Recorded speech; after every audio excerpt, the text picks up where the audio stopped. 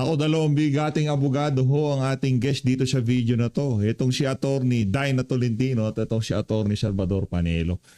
Isang like at isang subscribe. Masaya na ho tayo dyan sa mga gusto sumali sa ating community. Yung join button na dyan lang ho sa baba.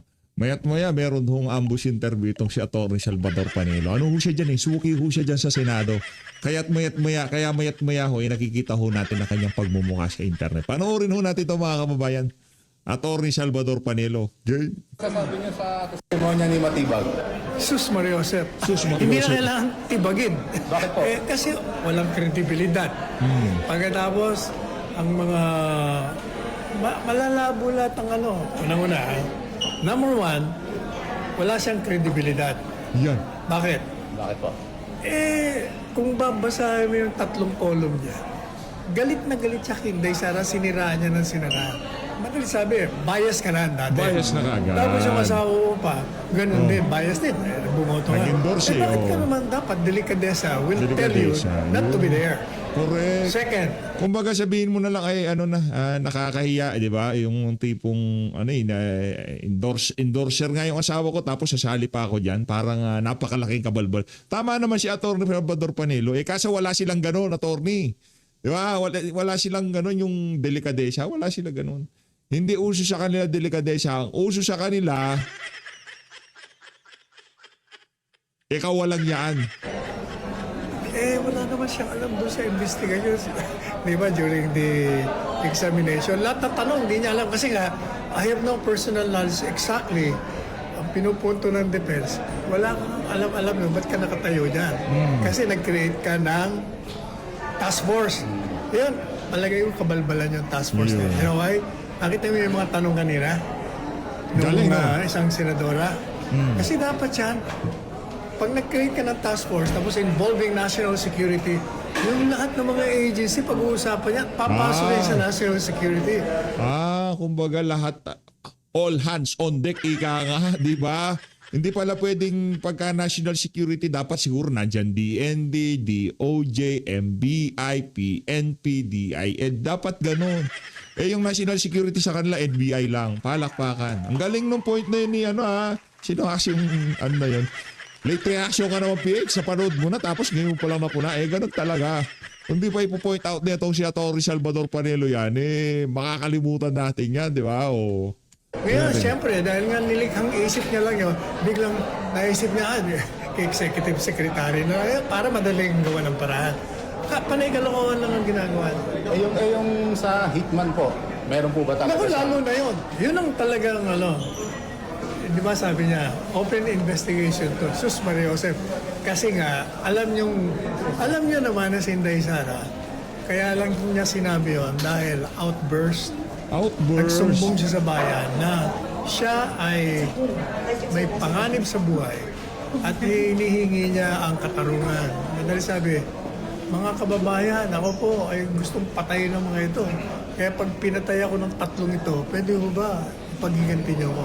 Yun ang punto niya. Ngayon, yung sinasabi ngayon ni Matibag na meron na silang persons of interest, Sus Maria Josep. Gawa-gawa lang yun. Wala yun. Maniwala ka. Ang nakikita ko dyan, magpapabricate na naman sila. Yan. It's been 1 year and 8 months. Yes. Ang sinasabi nila, they're still investigating at hindi pa nila pinpointed kung sino talaga at kung may kinausap talaga na assassin. Unang-una, sinasabi nila tapos na investigation. Precisamente or precisely, they filed the case of grave threats and inciting to sedition. Kung mga pineriod na nila, bakit nila biglang naging kama? Lumilika sila ng bago. Ibig sabihin, puro kabalbalan lang kayo kasi alam nyo, wala kayong kaso. Naghahanap talaga kayo. Gusto nyo lang pabayan, siraan si Inday Sara. Yun lang naman yun. Pero baka naman maingat, kailangan airtight yung kaso. No, maniwala kang airtight. Walang airtight doon. Talagang likha lang nila yun. Yun na lang sinasabi. Kumbaga katang-isip lang yun. Baka nakapulburon lang si Matibag doon. Airtight. Kabalbalan yun. Anak ng tokwa. From, let's say, 50 persons of interest down to... Kasi ini-establish na, daming, naging security ni VP Sara, 300. Ngayon, yung aming, napapababa na namin yung persons of interest hanggang 20 katao na lang. Paano airtight yun? 20 pa yun. Tapos pagka meron kang tinuro dyan, pumalpak kayo, wala na, basag na kaso nyo. Pambihira. Sabi niyang task force niya, kung totoo yung task force ng national security, sabi sa iyo kanina, malaki dapat siya nagko-coordinate lahat ng mga agencies kasi national security. Eh ba't wala? Wala silang maipakitang ebidensya doon. Sinasabi niya, executive secretary, kasi yun ang madaling kausapin, gagawa na lang sila ng kunyari dokumento. Pero dapat yan national security, may mga ebidensya ka doon. Wala. May pwede bang ikaso ang Vice President sa NBI kung wala sila talagang mapatunayan after 3 to 6 Of months? course. Malicious prosecution. What is that? Malisyosong pag-uusig na Yan, walang ya ka, hindi mo alam. Malisyosong prosecution nga, hindi mo maintindihan. Ano ka na, uwi ka na ng GMA News, pambihira naman tong si Kuyang, oo. Sinabi na nga, gusto pa tagalugin ni Atty. Salvador Panelo. Pambihira. Huwag ka mag-alala ha, kung gusto mo samahan si Matibag pagka kinukulong. Ba't naman kinukulong ka agad, PH? Diyan lahat bagsak na mga walang yan. Dito tayo kay Atty. Dina. Si Atty. Dina, ano yan kaya nga namayagpag yan at saka talagang pinapanood natin yan, yung kasagsagan ng KOJC Siege, di ba? Talagang ano ho natin yan, isa sa mga sinubaybayan natin para nga updated yung ating mga kababayan diyan sa ginawang kawalangyaan ng administrasyon na to sa ating mga kababayan miyembro ng KOJC. Di ba? Ano yun karapatan yun. Freedom of religion. Meron tayo lahat noon pero winalang yaho nitong administrasyon na to. Kaya tayo noon, talagang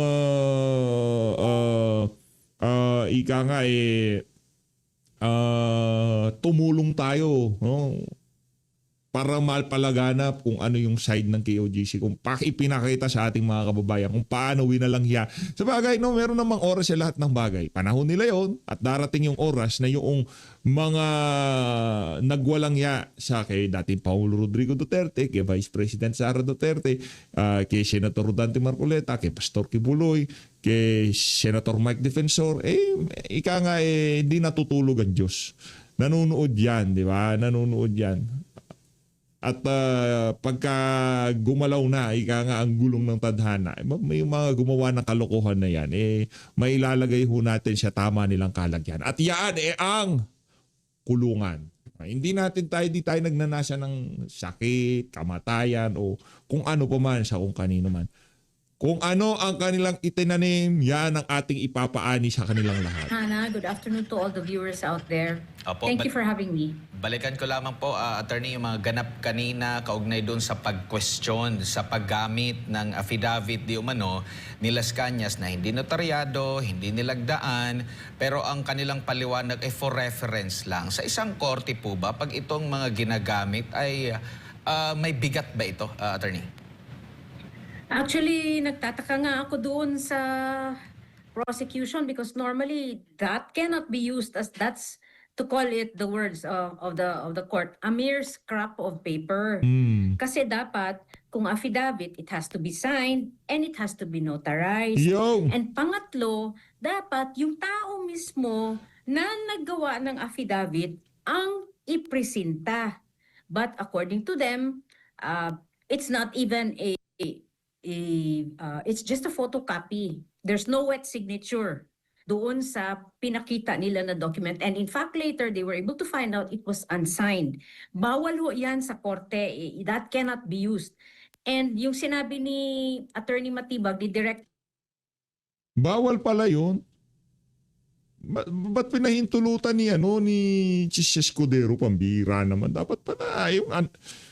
noong sa hearing nitong si Master Sergeant Torle Gutesa, ang ihigpit nyo sa notaryo dito kay Pinky. Dito naman walang notaryo, mere scrap of paper, okay na. Para panira kay BP Sara, di ba, Atty. Dina? Palapakan muna natin, ganda talaga nitong si Atty. Atty. Dina yun. Matibag na they're just using it as reference. You cannot use that as reference unless there is another thing that would support that. And he has not shown any proof at all or any support at all or any evidence at all to support what he is saying. Puro they have investigated, but as to the proof, wala ho Hmm. akong nakita. Walang sinabi si Matibag. It's all words. Opo, gaano din Laway, kabigat laway. yung kanyang testimonya na ay aminado naman siya na nagpapatuloy pa rin yung case build-up. Parang doon lang siya sigurado na 100% na may hinire daw ang pangalawang Pangulo. If there is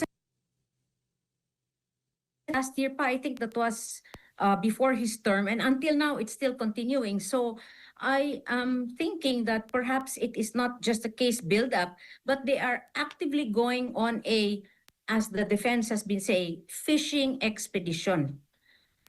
So mahirap po. I really cannot see the point of why Director Matibag was called as a witness. Opo, at kahapon ata no na napag-usapan din yung kanyang case no nung nag-viral din sa social media yung kanyang pag-uusap with Mel Sabio at parang inihahambing kung ito ba'y may kaugnayan din or kumbaga comparison doon sa ginawa ng pangalawang Pangulo attorney at nabanggit nga ng depensa na tanong kung ito ba'y meron ding epekto sa emotional outburst ng witness, aminado naman siya dito. Ano pong masasabi niyo po dito sa paghahambing nung kanyang ginawa dito naman po sa sinasabing alegasyon nilang threat sa ginawa po ng pangalawang Pangulo? Actually, I was not able to watch his cross-examination yesterday, but with respect to the context, ito talaga ang sa akin. They keep on trying to put what the Vice President said in a situation saying na may threat sa President, but they did not look at the context. And again, context is very important. In fact, sinabi nga ni Director Matibag during his cross-examination this afternoon na dapat titignan yung konteksto. So if I am going to throw that back, dapat kung tignan ang konteksto ng sinabi ng Vice President is because she was furious at what Congress was doing to her Chief of Staff, namely pinatayan ng kuryente, tapos ililipat pa siya sa Women's Correctional, which should not have been done because Attorney Lopez was never convicted of a crime. And yung ililipat sa kanya, for those who are convicted of a crime na mas mahaba sa 6 years. So I think even if somebody was doing that to me, I would also be very mad.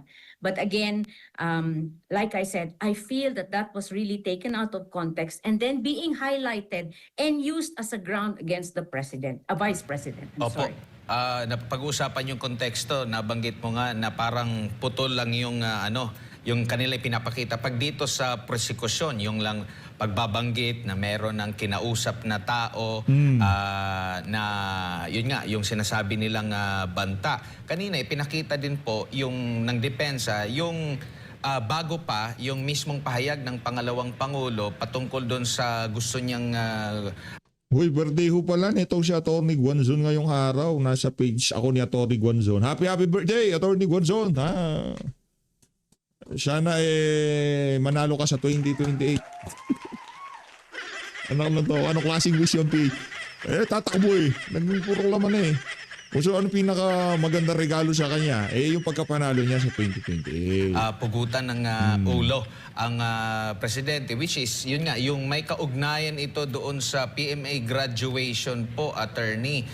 Dito po sa mga paglalatag ng ganito, gaano kabigat na maipakita ba ang kabuang video or yung konteksto nito? Pero mahalaga ba ito doon sa mga senator, judges? Alam niyo naman, may bahid din na politika talaga itong impeachment trial po, attorney. Paano kaya timbangin ito? Sa tingin niyo po ba mas maigi na mapanood talaga yung mga videos na pinag-uusapan na ginagawa nilang basehan para laban dito sa pangalawang Pangulo, attorney?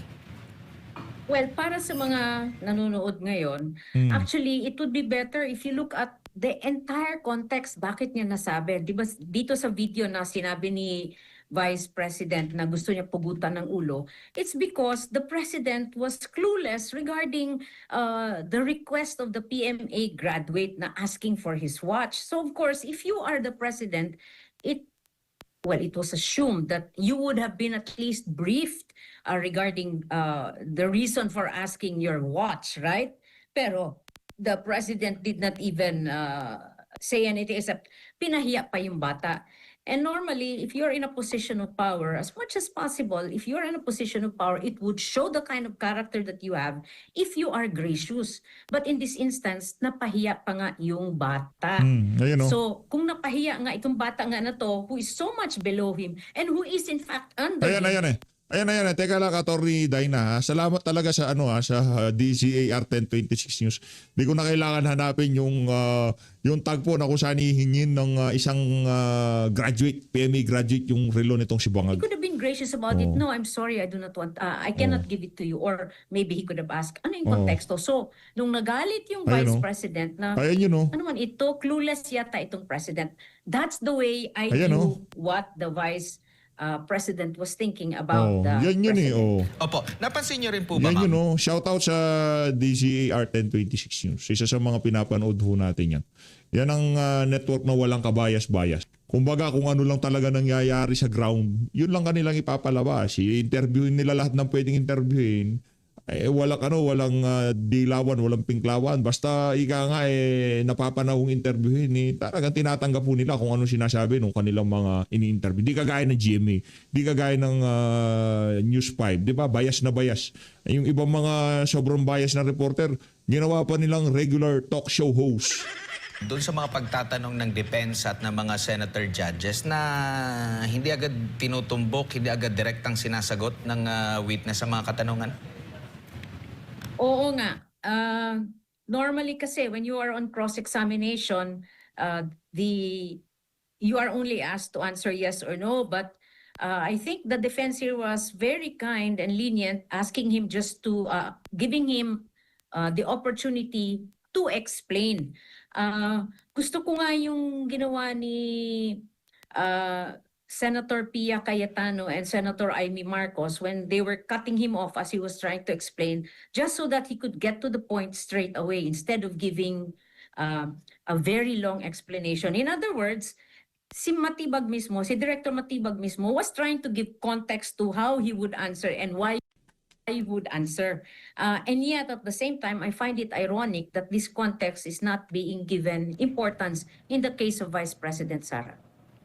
Thank you, Attorney Dina Hana po. Attorney, regarding naman po dun sa basis ng NBI, yung assessment threat nila, and isa dun sa sinasabi nilang factors, kaya kinonsider nila, o para sa kanila, that there is betrayal of public trust dun sa mga utterances ng Vice President na grave threat nga, no? And seditious for them, yung pattern of violence. And isa doon, maliban pa doon sa the incident ng suntukan with the sheriff, itong affidavit na ginamit, no? Yung affidavit Naka noise gate itong parang walang di ba? Walang sounds. ni Las Cañas. Now, ang question po, Noise gate, tama po ba na Yung kung tipong alam mo kung ano yung noise gate, mahahalata mo na edad ni PH Update. Anong noise gate na pinagsasabi ni PH Update? Sobrang luma na nun. pwede gawing basis Noise sa gate. korte, yung affidavit Ganyan, na wala noise naman gate. doon yung may-ari ng affidavit na hindi naman na-verify mismo sa kanya. And Matibag explained na he cannot be found. Hindi daw malocate kung nasaan si Las Cañas. So, the mere fact na at first hindi daw siya naniwala and then there was verifying process and then para sa kanila, tinanayaan niya ngayon na totoo yung nasa affidavit po ba?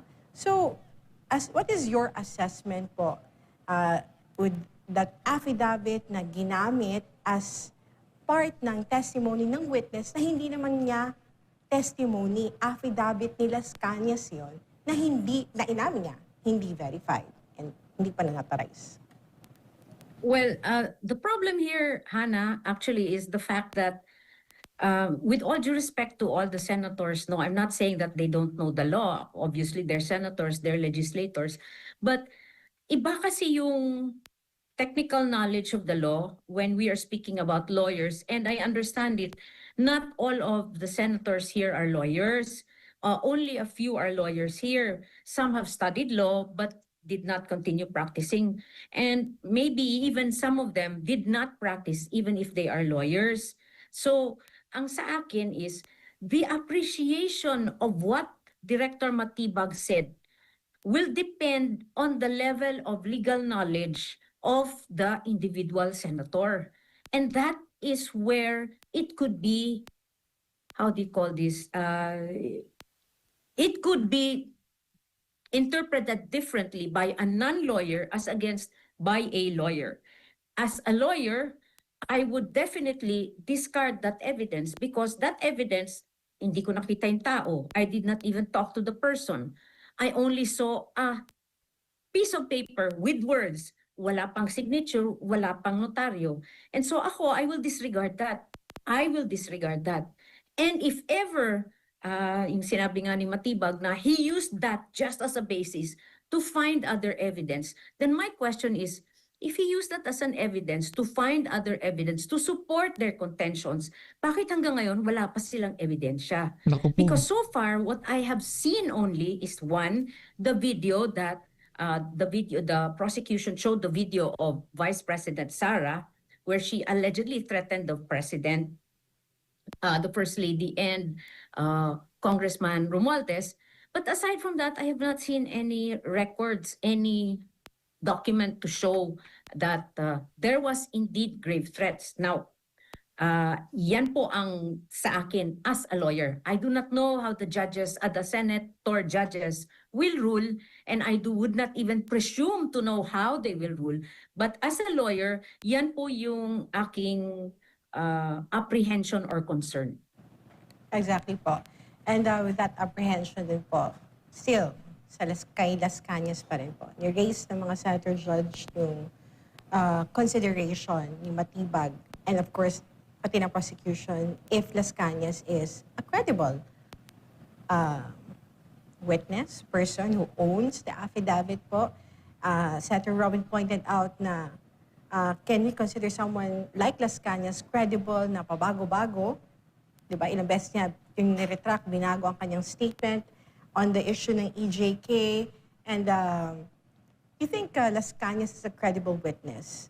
And his affidavit, although ginamit nila sa ICC, would that be an enough reason to, to say that he is a credible, or we can still challenge yung mga sinabi niya doon sa affidavit niya? Okay, ang mahirap po, Grabe na nakakatawa ho ang ICC. Mandakin nyo, kahit pala hindi notaryado, di ba, hindi pinanumpaan yung testimonya, okay lang gagamitin nila. Ganon ho sila kakups dyan sa ICC. Kaya tayo naniniwala na dapat na talagang gibain yung ICC na yan. Ito naman kasing si Lolo Trump, kailan niya kaya ipapagiba yung ICC na yan, di ba? As soon as possible, dapat gigibain na yan. sa ganyang klaseng witness who gives a statement and then recants it or withdraws it, that witness is already tainted because that kind of a witness, hindi ka sigurado kung magsasabi ng totoo o hindi.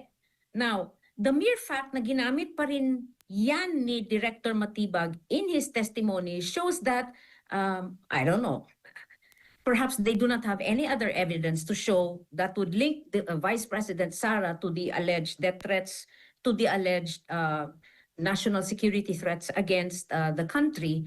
But that would just show the tenuous link. Hindi talaga, it's not strong. And then the fact na Las Cañas has again already given, hindi pa talaga dito sa Philippine Court of Law, kundi sa ICC. And you have to remember, the ICC, we have already withdrawn from it. And as a government, we should not have already recognized it. But unfortunately, that is what Director Matibag has been saying. I think he said that it's a legitimate, it was recognized by a legitimate court, the ICC. And medyo napaganon mo ako. So perhaps the government is already changing its stand regarding the ICC with respect to what Director Matibag said. Mm-hmm. And how about dun sa decision ng presiding officer na sinabi niya na yung affidavit ni Las Cañas, hindi ebidensya ng katotohanan kundi bahagi lamang ng investigasyon. Although hindi tinatanggap as evidence no doon sa impeachment court yung nilalaman, but the mere fact na it was broadcasted on national television, and then kung ano yung pinipinta nito, di ba, on the minds of the Filipino people watching the impeachment trial. So for some Filipinos, may kakayahan that they can assess na this is part of their narrative, no? And there are some can say na hindi totoo. And then some, for them, naniniwala dun sa sinabi ni Las Cañas. Ano po ang maipapayo niyo dun sa mga kababayan natin na hindi ma-impluwensyahan sa mga naratibong tama or hindi tama? Ano yung magiging basehan nila dun sa kanilang consideration sa mga information na nakuha nila sa impeachment trial? Well, in my political science course, I was taught by my political science teacher, I forgot the name, that you do not look just at one source. You look at different sources. And in fact, you look at the way they project that source. So here, tama ka, Hannah, the prosecution is trying to put up a narrative regarding the vice president. And this narrative includes a witness, an absent witness, because no matter what we say, even if it's Director Matiba who is talking, there is actually a silent, invisible other witness there, si Las Cañas, because of the affidavit of Las Cañas. Remember, it's unsigned, it's unnotarized, so it's not an affidavit. It's not even a statement. It is merely a piece of paper, or in the words of the court, a scrap of paper. So I would urge our viewers or those who are watching, please do not just take it hook, line, and sinker. Look beyond.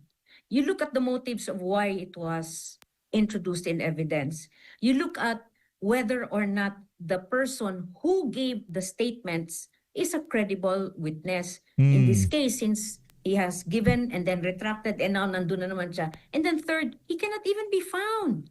Where is this person? And yet, the NBI used this. So ako, I am questioning, what is the basis for this? And since Director Matibag used to be a dean of a College of Law, I think that really concerns me regarding the tactics of the prosecution. But again, like I said, I would not want to second guess the prosecution or the defense on how they would move their narrative along. But for those watching, please be discerning about what you are hearing. You make your own decisions. You search, you read other sources, you check if the person talking is credible himself. You search if the evidence that they are presenting is credible itself. And I will leave it up to you if you find out, based on your conscience, on whether or not whatever decisions you come up with regarding whether or not you should believe it or not. But ako, for my part, I was a little taken aback by the use of the statement allegedly made by Las Cañas. Now let's go on dun sa angle ng conspiracy. Kasi for the past, ever since nag-start impeachment court, laging iniuugnay that was si Mayor Baste Duterte with the Operation Romanov, and then ngayon naman talagang nasasento na yung usapin ng conspiracy, no? Although inamin ni Director Matibag na it's hard to prove conspiracy, no? Mas mahirap pa nga yan kaysa dun sa kaso. So, with their ginagawa, no, na narrative, should I say a narrative, or efforts na iugnay ang Vice Presidente and his brother na nagkaroon may conspiracy dito, parang sila pamilya dito na nagsasabi na because of their utterances na masasabing may ploy, may plot, may plano na yun nga, na ipapatay ang Presidente, the First Lady, and the former House Speaker po. What is your question, Hannah? My question is there possibility na mayroong conspiracy that yung inuugnay nila the Vice President and his brother po dito sa issue ng pagpatay? Tatayo ba yan sa korte? Alam mo, Hannah, you have to remember that this is an impeachment case. And the person on trial here is not Baste, but Vice President Sara. Which is why yung sinasangkot nila si Mayor Baste dito sa mga usapin nila is also part of their plan to discredit, the way I see it, to discredit the entire Duterte family. Maybe in preparation for elections, I have no idea. But like Director Matibag said, it's very difficult to prove conspiracy. Now, if they are going to use the words of Mayor Baste to prove conspiracy with Vice President Sara that they want to have President Bongbong killed, mahirap po yun. Kasi nga, dito pa nga, wala na nga silang napakitang evidence except the statement of Las Cañas, which is unsigned and unnotarized, and the person has not even been presented in the impeachment court. Puro nga lang yung investigation ng NBI. So, yeah, mahirap. And dito naman po sa kapangyarihan ng impeachment court na magsubpina. Of course, nasubpina na nila yung bank records and the ITR. Pero na-raise kasi ng defense na, di ba, meron sila may confidential siya na mga documents about sa mga persons of interest na iniuugnay nila doon sa mga contracted killer or killers na kinontrata nga ng Vice President. May kapangyarihan ba ang impeachment court to subpoena those confidential documents na hawak ng NBI, particularly ni Attorney Matibag, and don't you believe na ang katotohanan ay hindi confidential, Attorney Dinah? Okay, with respect to documents in the possession of Director Matibag, I think they can. But as to whether or not that is usable or relevant or admissible, that is another matter altogether. But with respect to yung mga bank records, I do not want to go there because the Senate has already ruled on that, and I do not know what the defense intends to do with that ruling, whether or not they will roll with it, whether they will file a case in the Supreme Court regarding that, or whatever. I do not want to go there. But yung files na nandun kay Director Matibag, yes, they can. But I think Director Matibag was saying that there are some things that he cannot give because they would, yung sa national security issues, I think. So perhaps they can do that in camera or among themselves lang, hindi doon sa open court in trial mismo. That's my view. Opo, attorney, si Admar Polit ito. Bago pa man umusad yung impeachment sa Senado, doon pa lang sa House Committee, mismo sa bibig ng lead prosecutor, nanggaling yung salitang mini trial. Tapos ginamit ito ng depensa, tapos kinorek siya. Sa tingin niyo po may mali po doon sa payag ng depensa na gamitin yung sinasabing mini trial, attorney? Well, if it was used by the prosecution itself, I do not see why the defense cannot use those words that came from the prosecution itself. Unfortunately nga, supposed to be, dapat hindi nga trial ang ginagawa doon sa Committee on Justice. They were just there to try to find probable cause. Pero ang ginawa nila, even without evidence, they already tried Vice President Sara, and then they went on a fishing expedition to find evidence to prove what they were saying. Opo. That's my take on it. Opo. Dito naman tayo, balikan ko lang yung issue doon sa kinetic force, no? Dahil daw doon sa mga pahayag ng pangalawang Pangulo ay nagkakaroon ng tinatawag na kinetic force, mas dumami daw yung galit sa presidente, sa administrasyon, at natanong din ito ng depensa na wala ba silang independent na pag-iisip? Ano yung take nyo po dito po, attorney? Kinetic force?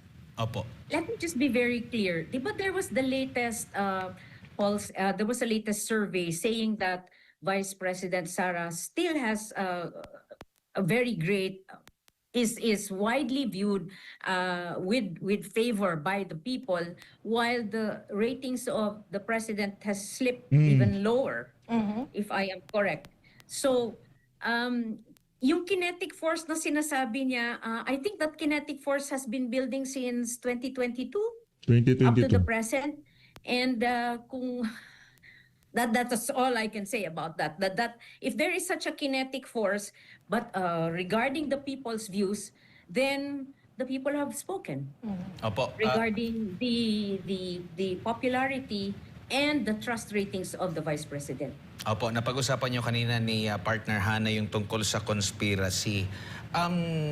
Sa tingin nyo po ba, sila lang yung gumagawa ng conspiracy based doon sa mga ganap na naging selective sila, tagpi-tagpiin, para mabuo yung kanilang konklusyon?